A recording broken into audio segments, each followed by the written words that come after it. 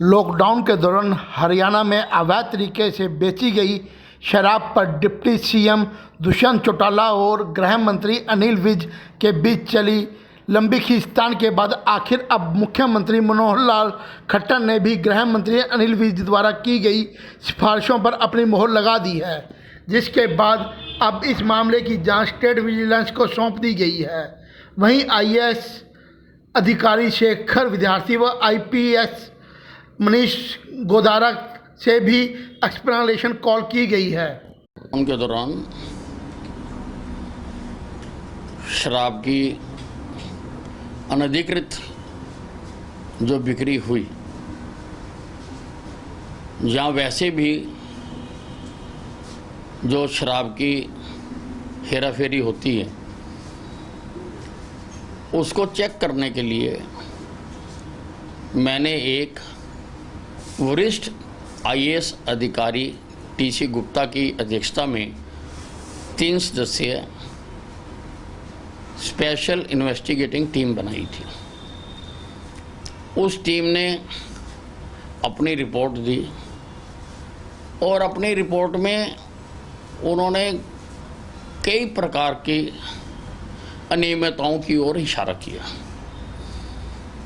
और 2 अधिकारियों को विशेष तौर से, एक आईएएस शेखर विद्यार्थी को जो एक्साइज एंड टैक्सेशन कमिश्नर है, और एक सोनीपत की उस वक़्त की एसपी प्रतीक्षा गोदारा को, उनके ऊपर उन्होंने विशेष टिप्पणी की।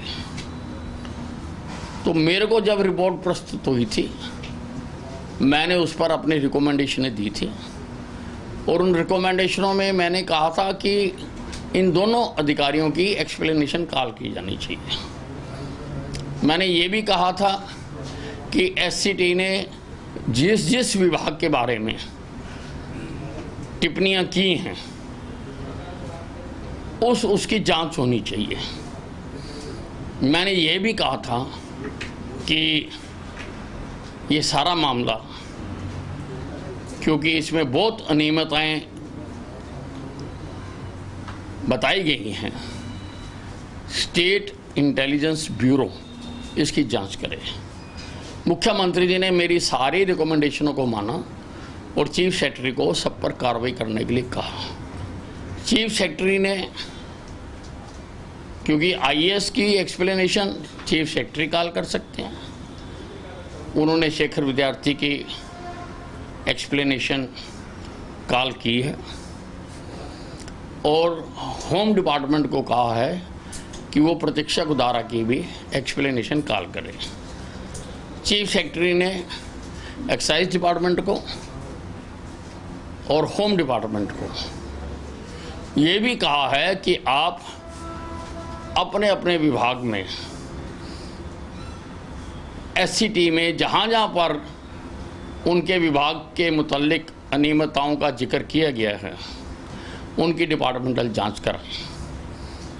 वो हम कराने जा रहे हैं।